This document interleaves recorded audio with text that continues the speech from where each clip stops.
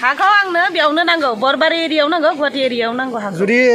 फैसा होनानै बा रां होनानै गुबुनाव थिनहरबा नोंसोरखौ गुबुनाव थाङा जोंनो गुवाहाटी एरियायाव नांथारगौ जोबोरबाबो आं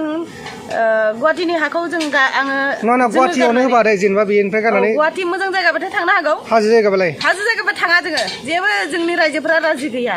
जोंनि रायजोफोरा राजि गैया माबायाव थांनो हाजो सहरैदाव थांनो हाया जोंनि गथ' गथाय दं बिमा बिफा बोराय बुरि दङ बेफोरखौ बेमार आजार जाबाथाय बोरै जों माबानो खुलुमबाय नोंथांमोनखौ आंनि बे second channel P Narzary vlog चेनेलाव बयखौबो बरायबाय दा आं दंफैयो आरोबाव फिन खनसेबाव बरबारि बाथौ मन्दिर पट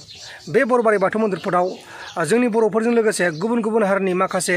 थागिबि सुबुंफोरखौ सिलिंखार आरो थेर बेथेर खालामदोंमोन अदेबानि होस्रांदोंमोन दा बेनो आं दंफैयो दा बेहा माबायदि थासारि जानानै दङ बेखौ आं नोंथांमोननो देखायगोन नोंथांना भिडिअखौ नायबाय थाबानो जाबाय अब्लाथ' बेनिफ्रायनो जों भिडिअखौ जागायनोसै थासारिया बिदिनो नै बेहाय माखासे ट्रिपालखौ मोजाङै सोंदों मानोना अखा हायो दहाय फुङावबो अखा हादोंमोन ओमफ्राय दा बेहाय नै माखासे मानसिफोरा बा आइजोफोरा आरो माखासे सेंग्राफोरा बिदिनो जिरायलागासिनो दङ लामाखौ नायबानो जाबाय नै बेबायदिनो दंथ'यो आरोना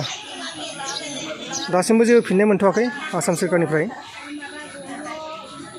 जेब्ला फिननाय मोनगोन अब्लासो बिथांमोनहा सान्ति मोनसिगोन दासिमाव जेबो फिननाय मोनथ'वाखै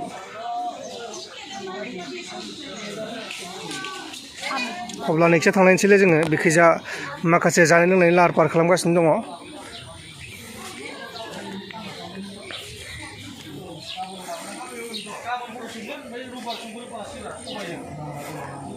नैबेखैजाबो नैबेहाय संनायनि दङ ओमफ्राय बे जाबाय दै गारि माने दैखौ बायनांगौ आरोना बेबायदि दै लाबोयो बेहाय बेसे लिटार थागोन बेहाय मथा मथि 50 लिटार थानो हागौ 50 जौसेफोर थानो हागौ बेबायदियाव लाबोयो दैखौ नै बे जाबाय जिपसि गोदोनि जिपसि बेहाय दै लाबोयो आरो नैयाबो ओंखाम संग्रामोन नाथाय बेहाय अखाजों बा बारहुंखाजों सिलिंखार जानानै दङ नायबानो जाबाय नै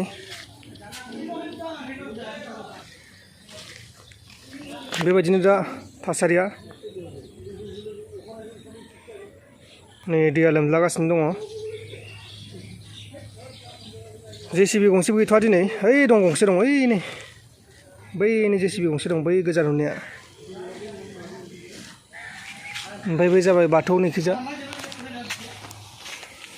नैबे जाबाय बाथौ नै दै लोमला जोबना दं नै हेबो नै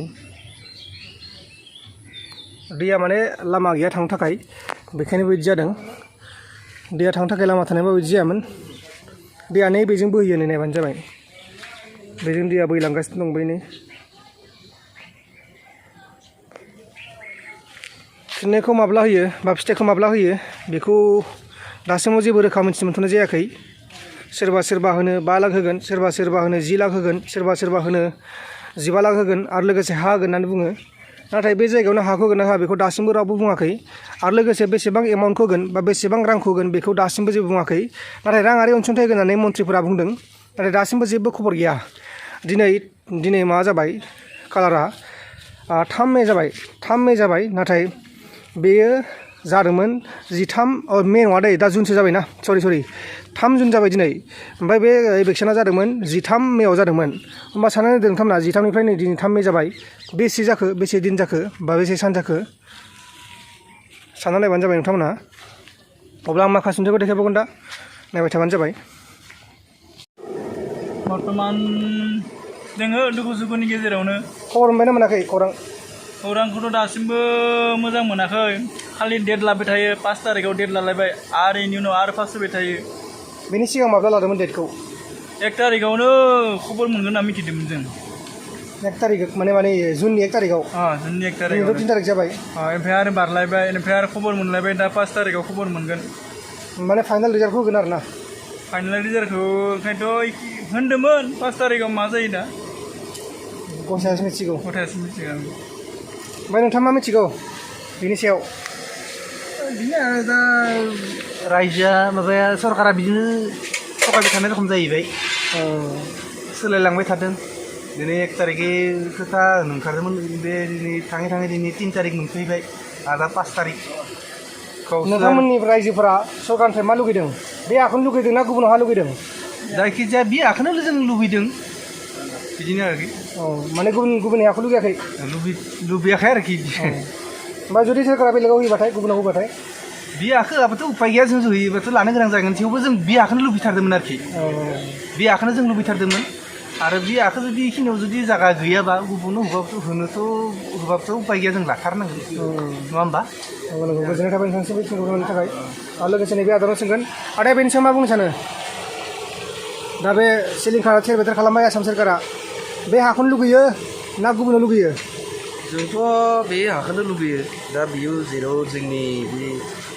एरियायाव जोंनि बर' बाथौ मन्दिर दं खाथियाव जोंनि बे हाखौ मोनबाथाय जों बांसिन साबसिन जायो आरो ओमफ्राय जुदि आसाम सोरखारा राङारि अनसुंथाइ होनानै बा 15 लाख बा 5 लाख होनानै जुदि बेलेग गुबुनाव थिनहरोबा बियो 50 लाख होबाबो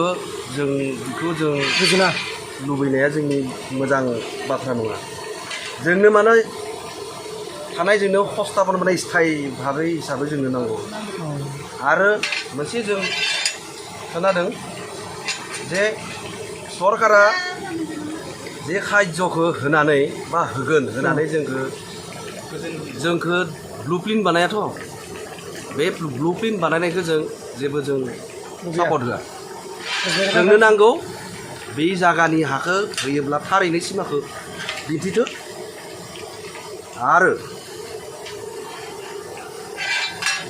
आरो जोंनि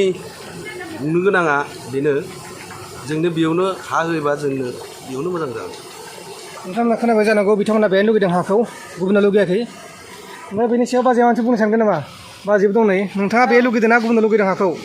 हाखौ आंनो बेयावनो नांगौ बरबारि एरियायाव नांगौ गुवाहाटि एरियायाव नांगौ हाखौ जुदि फैसा होनानै बा रां होनानै गुबुनाव थिनहरबा नोंसोरखौ गुबुनाव थाङा जोंनो गुवाहाटि एरियायाव नांथारगौ जोबोरबाबो आं गुवाहाटिनि हाखौ आङो नङा गुवाहाटियावनो होबा दे जेनेबा बेनिफ्राय गारनानै गुवाहाटि मोजां जायगाबाथाय थांनो हागौ हाजो जायगाबालाय थाङा जोङो जेबो जोंनि रायजोफोरा राजि गैया माबायाव थांनो हाजो सहर इदियाव थांनो हाया जोंनि गथ' गथाय दं बिमा बिफा बोराय बुरि दङ बेफोरखौ बेमार आजार जाबाथाय बोरै जों माबानो लांलाय लाबोलाय खालामनो हाजो सहराव थाबा जों सिलिन्डार मोनसे थिखांनो हाया माइरं बस्ता थिखांनो हाया आलु पियाज सेरसे थिखांनो हाया बिदि जाहैयो गारि लांजाया मटर लांजाया अखा दै हाबाथाय गालिनानै सोरबा बोराय बुरिबाबो आथिं बायनो हागौ माबा गोलैनो हागौ गथ' गथायफोराबो गोलैबोनो हागौ गोलैलांनो हागौ बेनो आरो जों गैथ'ला बिथांमोना बेहायनो लुगैदों माने गुबुनाव लुगैयाखै आरो ना ओमफ्राय नै बेनो जाबाय दैबाना जागासिनो दङ बेबायदिनो आलाय सिलाय दंलाबाय नै सोरबाबा गेम गेलेदों सोरबाबा बिदिनो सल'बाथा खोन्थालायदों आरो नैखिजा उन्दुलागासिनो दङ बाजै मादैमोना ओमफ्राय नैखिजा गेम गेलेदों आरो नैखिजा बाजैमोनाबो गेम गेलेदों ओमफ्राय बाजैमोना मा रिजाल्ट मोनथ'वाखै नामा दासिमबो जेबो माला मोनगोन खोनायाखै जेबो दिनै 3 तारिख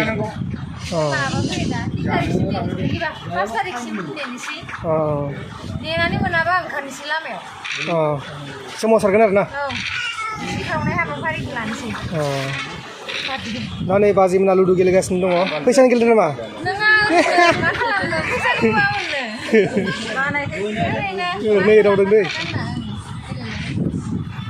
नेक्स्टआव जोंना गेलेगासिनो दं नै मावसो मादामोना आरो नैबे जाबाय आदा ताजमहल मोनबाय ना मोनाखैलै देरायाखै ओरैनो गेलेबाय थादो फैसानि नङा मा खालामनो आरो ओरैनो टाइम पास सल'बाथा होनो ना नोंसोरो सल'बाथा बोराय बुरिनाव सोंनांगौ नै जोंना बेबो रोंगौ सल'बाथा रोंगौ ना बेबायदिनो आरो ना नायबानो जाबाय दा फांखा लगायबायहाय नाथाय बे गंनै फांखा ओजों थाबाथाय नांनाय नङा बेयो बे गंनैया बे गंब्रै जानांगौमोन फांखाया नङा होमबा बे गंनैयाव बोरै नांजोबगोन बेलाय